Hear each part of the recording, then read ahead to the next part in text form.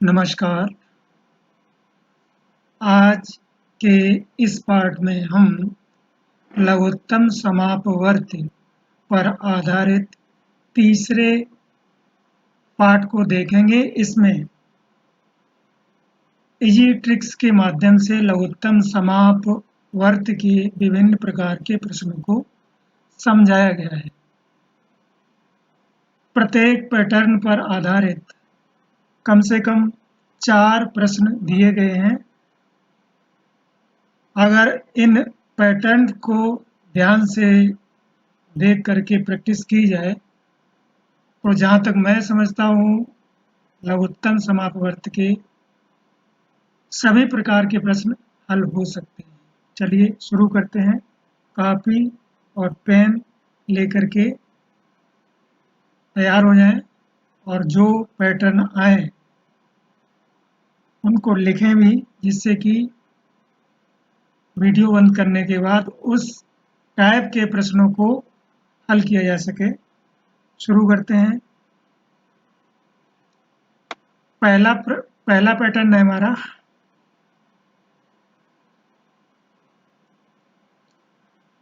संख्याओं के गुणनफल और मासा से लासा निकालना। यानी महत्तम समापवर्त को दिया होगा, संख्याओं का गुणनफल दिया होगा और उनसे हमें लासा निकालना है। अगर 2 संख्याएं दी होती तो बड़ी आसानी से निकाल सकते थे, लेकिन इसके लिए एक ट्रिक की ही आवश्यकता होगी और वो एक सूत्र होता है। दरअसल उसी में हम इस तरीके के प्रश्न करते हैं और हमारा सूत्र ये होता है, पहली संख्या गुणा दूसरी संख्या बराबर लासा गुणा माशा, यानी एलसीएम गुणा एचसीएफ। वास्तव में ये क्या है, ये 2 संख्याओं का गुणनफल है। तो कभी-कभी ऐसा भी पैटर्न दिया होता है और यहाँ पर यही पैटर्न दिया है। हमें ये तो मालूम है कि पहली संख्या गुणा दूसरी संख्या बराबर लासा गुणा मासा, लेकिन पहली संख्या और दूसरी संख्या का गुणनफल ही संख्याओं का गुणनफल होगा, क्योंकि ये सूत्र केवल 2 संख्याओं के लिए है। तो जब हम लासा निकालेंगे तो दरअसल मासा जितना दिया हुआ है गुणनफल में उसका भाग दे देंगे, वो हमें लासा मिल जाएगा। जैसे ये प्रश्न जो दिए हुए थे, 2 संख्याओं का गुणनफल 150 और उनका मासा 10 है, उनका लसा यानी एलसीएम होगा। तो हम दोनों संख्याओं के गुणनफल में मासा का भाग देते हैं, यानी 150 में हम क्या करते हैं, 10 का भाग देंगे, सीधा 0 कटेगा और कितना आएगा, 15। हमारा उत्तर यहाँ पर है 15, यानी ए पार्ट हमारा सही है। इसका आंसर है 15।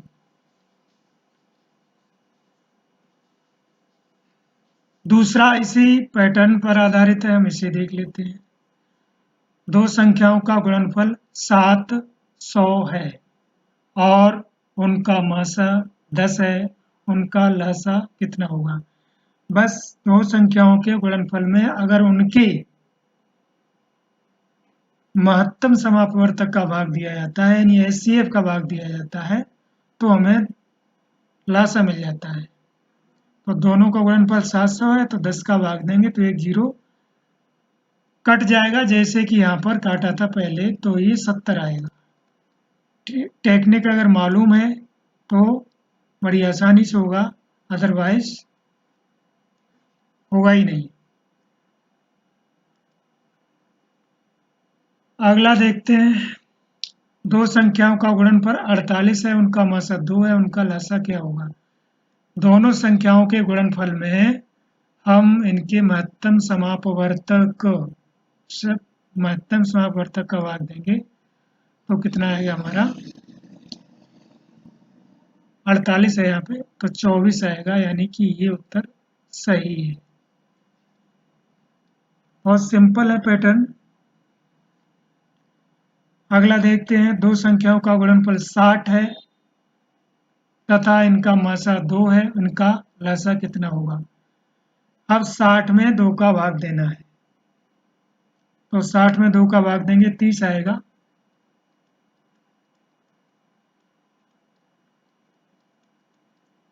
यानी कि आंसर होगा ए। तो हमने यहाँ पर यह देखा है कि दो संख्याओं का गुणनफल दिया हो, लासा और मासा दिया हो, तो हम अगर दो संख्याओं के गुणनफल में लासा का भाग देते हैं तो मासा आ जाएगा, मासा का भाग देंगे तो लासा आएगा। तो यहाँ पर मासा वाला सवाल है कि मासा दिया है, लासा चाहिए।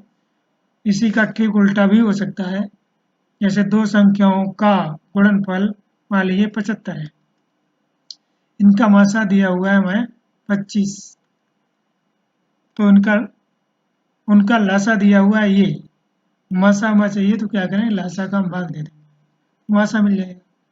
मतलब इन दोनों में से जो चीज दी हुई है उसका भाग जब इसमें देंगे संख्याओं के गुणनफल में, तो बची हुई राशि हमें मिल जाएगी।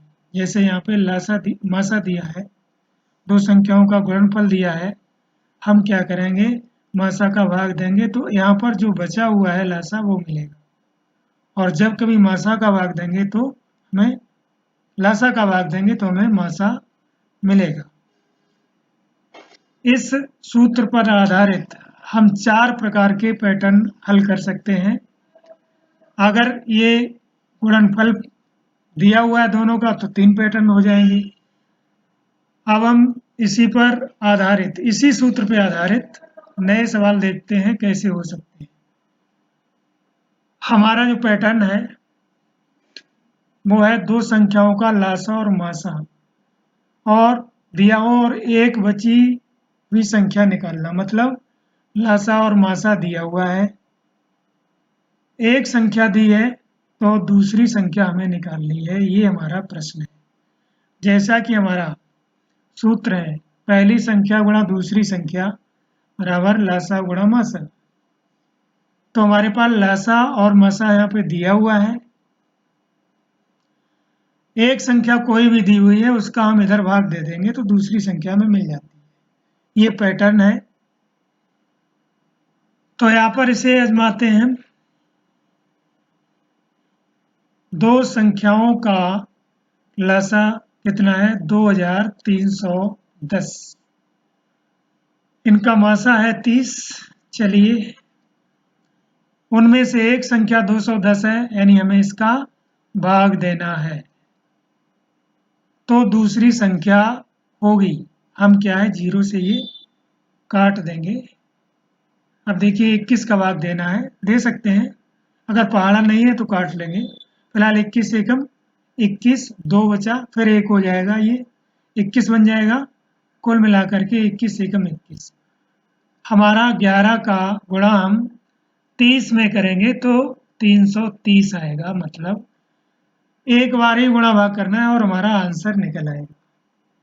कुल मिलाकर ये संख्या बनेगी 330। अगर ये पैटर्न आपको मालूम है, मात्र एक ही सूत्र है, उसी को घुमा फिरा के कर देते हैं, तो सभी पैटर्न उस सूत्र पर जितने भी पैटर्न हैं उन्हें हम देख लेते हैं और वो हम करेंगे। आगे देखते हैं, दो संख्याओं का लासा 480 है, मासा 4 है, या दोनों में से एक संख्या 12 है, तो दूसरी संख्या क्या होगी। पैटर्न देख लीजिए, एक जैसा ही है, दूसरी ही संख्या पूछी गई है, लासा और मासा दिया है। अगर ऐसा परीक्षा में आता है तो हम उसे बड़ी आसानी से हल कर सकते हैं। यानी लासा 480, मासा 4, अब एक संख्या है 12, इसका हमें भाग देना है। बची हुई दूसरी संख्या बड़ी आसानी से आएगी, तो 12 एकम 12, ये कट सकती संख्या, 12 चौक 48, 0। हमारी संख्या होगी 40 का गुणा 4 में करेंगे, 4 चौक 16 और 0, ये 160 संख्या हमारी होगी। और ये बी पार्ट इसका सही है। आगे देखते हैं इसका पैटर्न। बचे हुए 2 सवाल इसमें है। दो संख्याओं का लासा 48 मासा 4 है। यदि उनमें से एक संख्या 16 है तो दूसरी संख्या क्या होगी? लासा मासा दिया हुआ है।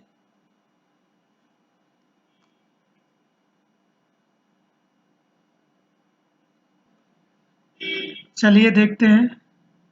यानी लासा 48 है गुणा मासा 4 बटे 16। भाग कर लेते हैं। 16 एकम 16, 48 कट जाएगा, 16 3 48, कुल मिलाकर के 12 हमारा आया है। 12 आंसर ए पार्ट है, इसलिए हमारा ए पार्ट सही है।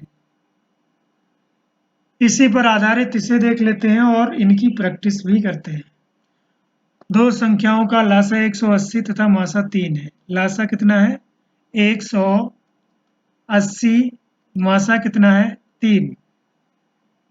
एक संख्या 15। पहले पैटर्न पूरा पढ़ते हैं, अनुमान लगाते हैं कौन सा फार्मूला लगेगा, तब हम उसे हल करते हैं।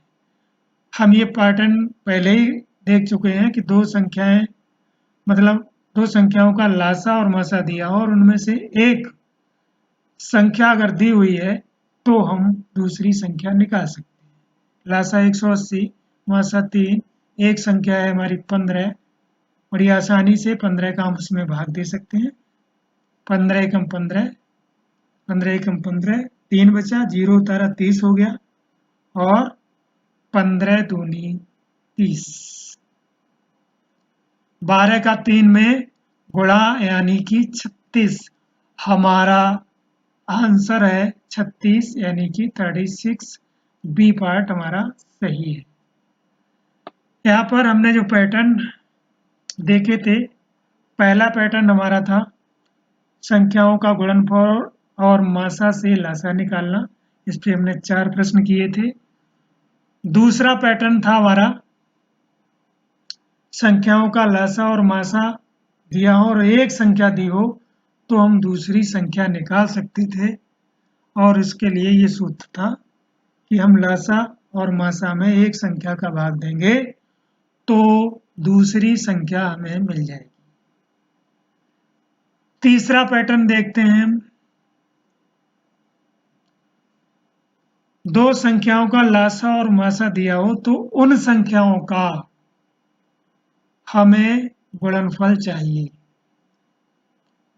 अगर संख्याएं दी होती तो बड़ी आसानी से निकल आता। तो एक तो ये इसकी मेथड है कि दोनों संख्याएं पहले निकालें और फिर उनका गुणनफल निकालें, तो उसमें देर लगेगी, लेकिन हमें चाहिए स्पीड। इसके लिए हम क्या करेंगे, देखिए इसी का ये शॉर्टकट था कि लसा और मासा का गुणा करते हैं तो हमें दोनों संख्याओं का गुणनफल डायरेक्ट मिल जाता है। तो लसा और मासा का गुणा करके हम उन संख्याओं को निकाल लेंगे, संख्याओं का गुणनफल निकालेंगे। सीधे संख्याओं की जरूरत नहीं है। तो लासा दिया है, मासा दिया है, गुणा करना है सीधा। यानी 48 ये लासा है, 2 इसका मासा है, गुणा करेंगे तो ये 96 आएगा, यानी कि हमारा उत्तर बी सही है। बहुत सिंपली ये आ जाता है। अब यही पैटर्न पहले हम पहचानेंगे। दो संख्याओं का लासा 150, उनका मासा 10 है, उनका गुणनफल होगा किनका?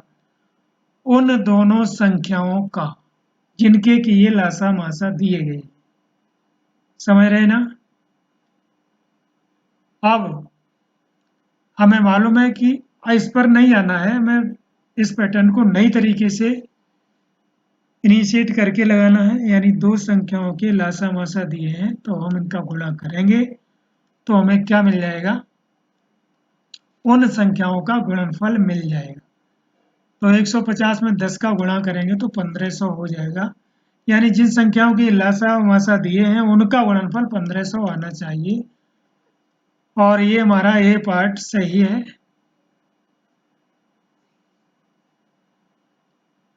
हमने इसे देखा है, 2 प्रश्न हो गए हैं। इसी पे आधारित हम देखेंगे। अभी तक हमने ये देखा था 3 पैटर्न, 3 में से कौन सा पैटर्न लगना है हर बार देख लेते हैं। ऐसा नहीं कि ये चल रहा है तो बस यही लगा देते हैं। हर बार पैटर्न को इनिशिएट करेंगे तब हमारा ज़्यादा समझ में आएगा।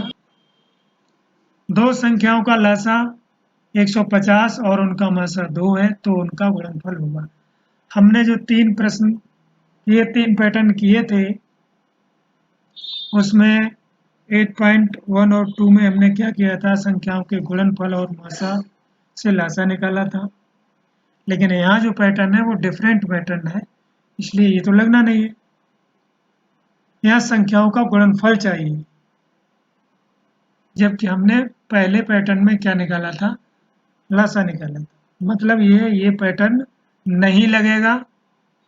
अगला पैटर्न था हमारा, दो संख्याओं का लासा और मासा दिया हो, एक बची हुई संख्या निकालना। मतलब एक संख्या जो है बची हुई उसे निकालना था।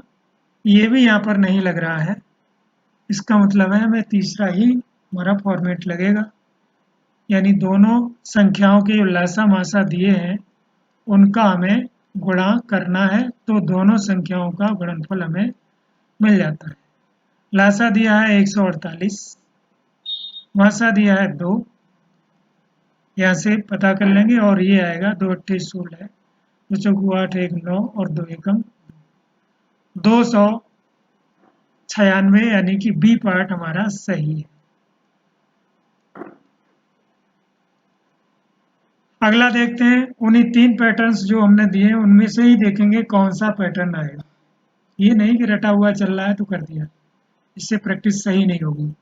दो संख्याओं का लासा 75 और मासा 4 है, उनका गुणनफल चाहिए, मतलब संख्याओं का गुणनफल चाहिए। तो हमारा जो पैटर्न है दोनों संख्याओं का गुणनफल वाला वो हम लगाएंगे, यानी लासा गुणा मासा बराबर दोनों संख्याओं का गुणनफल।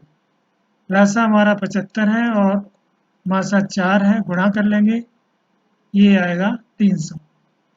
मतलब ये ए पार्ट हमारा सही है। तो हमने यहाँ 3 पैटर्न देख लिए हैं, इनकी प्रैक्टिस करनी है अच्छी तरीके से, और इनकी प्रैक्टिस को बनाए रखना है, इससे परीक्षा में बहुत आसानी से ये हम कर पाएंगे। हमारा अगला पैटर्न है, संख्याओं के लासा उनके मासा से पूर्णतः विभाज्य होता है। हमें ये तो मालूम है कि लासा में संख्याओं का पूरा पूरा भाग जाता है, लेकिन हम ये नहीं जानते, ये बहुत कम ही जानते हैं कि लासा में मासा का भी पूरा पूरा भाग जाना चाहिए, जाता है। तो इसी गुण का उपयोग करके हम नया पैटर्न अपना करेंगे। हमारा प्रश्न ये है कि दो संख्याओं का मासा 8 है, संख्याएं नहीं दी हुई हैं, निम्न में से कौन सी संख्या इन संख्याओं का लासा नहीं हो सकती। संख्याएं बहुत सारी हैं, तो इस गुण का प्रयोग करना है कि लासा हमेशा संख्याओं के मासा से पूरा पूरा विभाजित हो जाता है।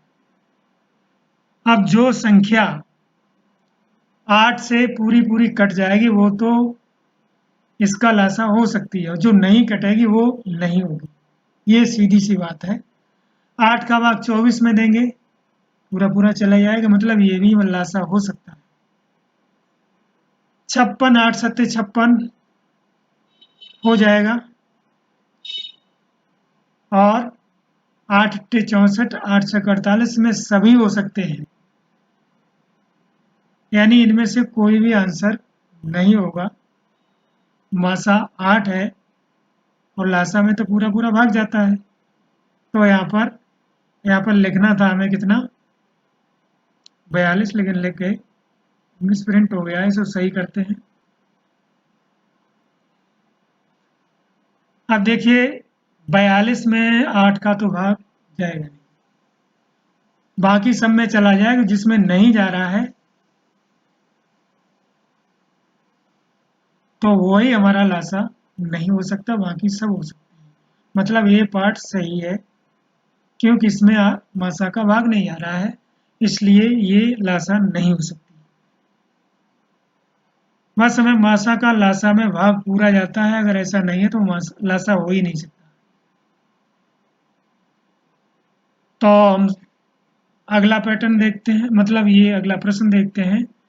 दो संख्याओं मासा का मासा जो है 7 है, निम्न में से कौन सी संख्या इन संख्याओं का लासा नहीं हो सकती?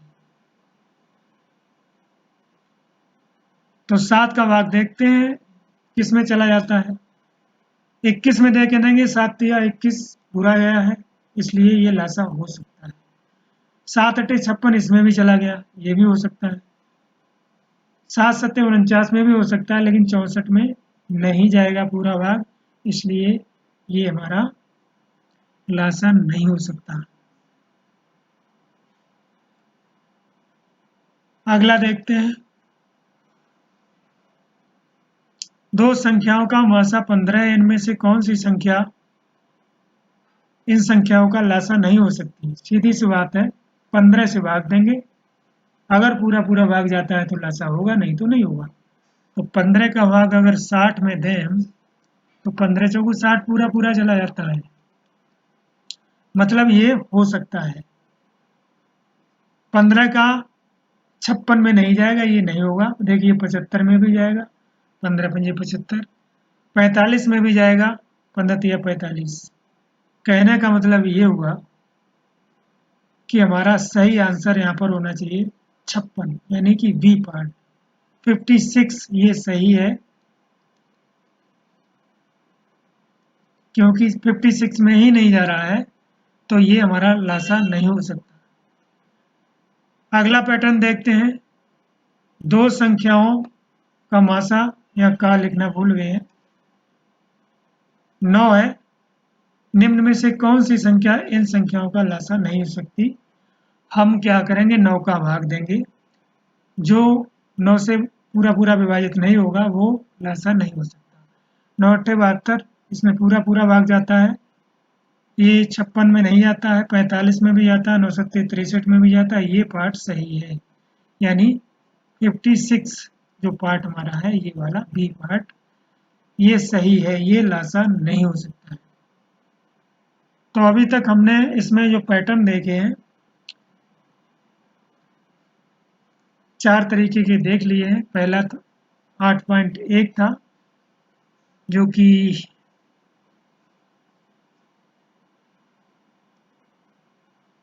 संख्याओं के गुणनफल और मासा से लासा निकालना सीखा था। अच्छी तरीके से इस पैटर्न को देख लें। अगला पैटर्न था 8.9.1, दो संख्याओं का लासा और मासा दिया है, एक संख्या दी है तो हम दूसरी संख्या निकाल सकते हैं। अगला पैटर्न हमारा ये था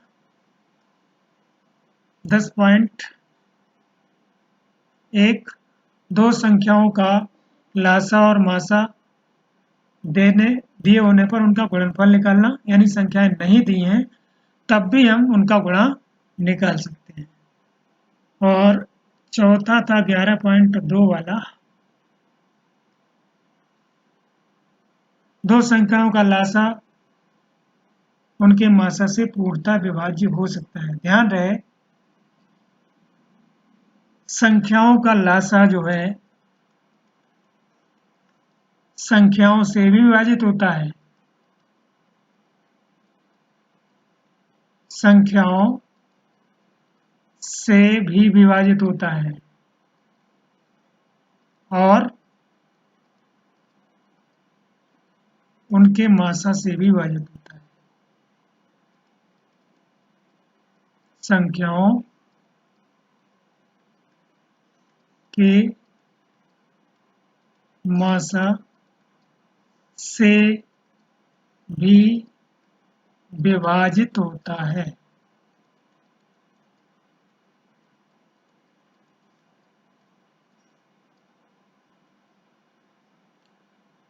हमारा अगला पैटर्न है परस्पर सहअभाज्य संख्याओं का लासा और उनका गुणनफल। मतलब दो संख्याएं परस्पर सहअभाज्य हैं, संख्याएं नहीं दी हैं, सिर्फ उनका गुणनफल दिया हुआ है और हमसे उनका लासा पूछा जा रहा है। कोई दूसरी संख्या ही नहीं दी है जो गुणा भाग करने का नंबर आए। फिर एक सुपर ट्रिक ही है, परस्पर सह अभाज्य संख्याएं होती क्या है पहले देख लेते हैं। देखिए 5 और 7 ये दो संख्याएं ऐसी हैं कि इसमें एक संख्या का दूसरी संख्या में भाग नहीं जाता है और ना ही एक के अलावा कोई और संख्या है जो इन दोनों को एक साथ विभाजित कर दे। तब इन संख्याओं के जोड़े को हमने परस्पर सह अभाज्य संख्याएं कहा है। 8 और 6 इसमें भी एक संख्या का दूसरी संख्या में भाग नहीं जाता है, लेकिन इन दोनों को दो ऐसी संख्याएं दोनों को काट देती हैं। यहाँ पर भी दोनों एक संख्या का दूसरी में पूरा पूरा भाग नहीं जाता है, लेकिन दोनों को एक के अलावा एक का तो सब में ही भाग जाता है, तो एक तो काट ही देगी। और कोई संख्या ऐसी नहीं है जिसका दोनों में पूरा पूरा भाग जाए, तो ये संख्याएं परस्पर सहअभाज्य नहीं है। इनका जो मासा आएगा ऐसी है वो 2 आ जाएगा। अब इनका एक के अलावा कोई ऐसी संख्या है ही नहीं जो इन्हें काटे, तो इनका मासा जो होता है वो कितना होता है 1। यानी परस्पर सह अभाज्य संख्याओं का मासा जो होता है वो 1 होता है। यानी हमें मासा दिया नहीं है, लेकिन हमें सिर्फ ये मालूम है संख्याएं परस्पर सह अभाज्य हैं। तब हमें क्या करना है, मासा को 1 मान के पिछला ही सूत्र लग जाएगा। मतलब सीधी सी बात है कि अगर संख्याएं परस्पर सहभाज्य हैं तो संख्याओं का गुणनफल ही उनका लासा होगा। यहाँ पर परस्पर सहभाज्य संख्याएं भी कभी कभी आ जाती हैं कि ये इनमें से कौन सी संख्याओं का जोड़ा परस्पर सहभाज्य है। तो बस यही देखना है कि एक संख्या का दूसरी संख्या में भाग नहीं जाएगा। जरूरी नहीं है कि वो संख्याएं अभाज्य ही हों। जैसे 15 है और हमारी 23 है, एक संख्या का दूसरी में भाग नहीं जा रहा है, लेकिन इसमें से एक संख्या तो हमारी कैसी है, भाज्य संख्या है। तब भी ये संख्याएं सह अभाज्य है, क्योंकि एक के अलावा कोई भी संख्या का भाग नहीं जा रहा है। देखिए 9 और 8 ये दोनों संख्याएं हमारी कैसी हैं, भाज्य संख्याएं हैं। भाज्य संख्याओं का अर्थ है कि उसके गुणनखंड 2 से अधिक आते हैं, 2 से अधिक खंड हो सकते हैं। तो हम यहाँ पर सिर्फ इतना देख रहे हैं परस्पर सहभाज्य संख्याएं क्या है। इनका मासा 1 होता है, बस इतना ध्यान रखना है, इनका भी मासा 1 होगा। यानी अगर ऐसा पैटर्न आता है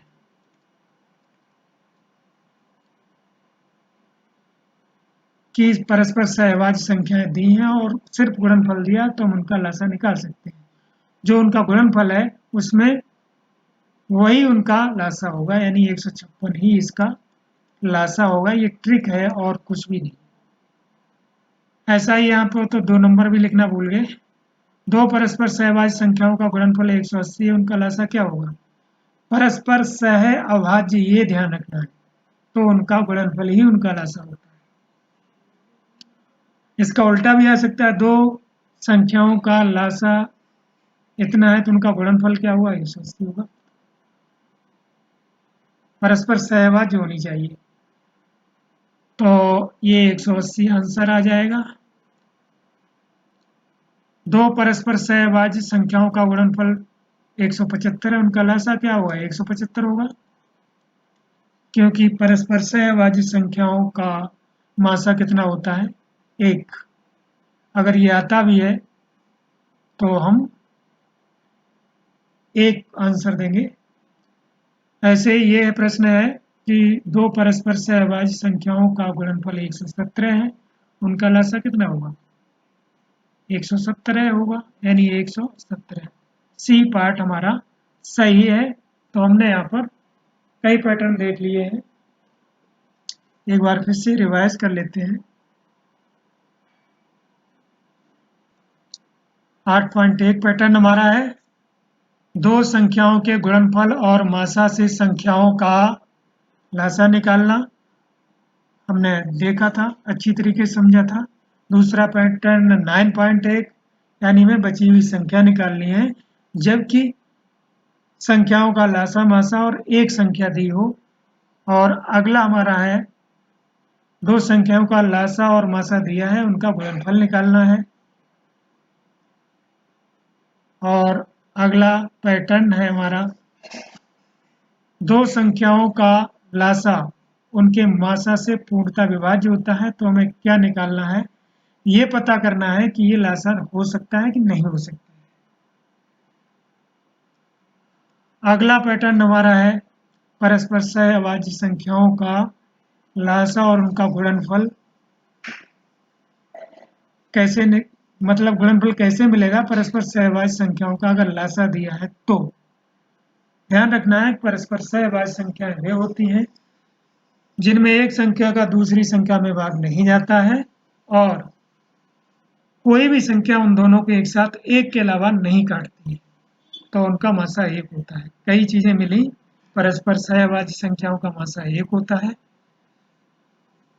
पहली संख्या गुणा दूसरी संख्या बराबर लासा गुणा मासा। और ये सूत्र केवल दो संख्याओं के गुणन के लिए, दो संख्याओं के लिए होता है, तीन के लिए नहीं है।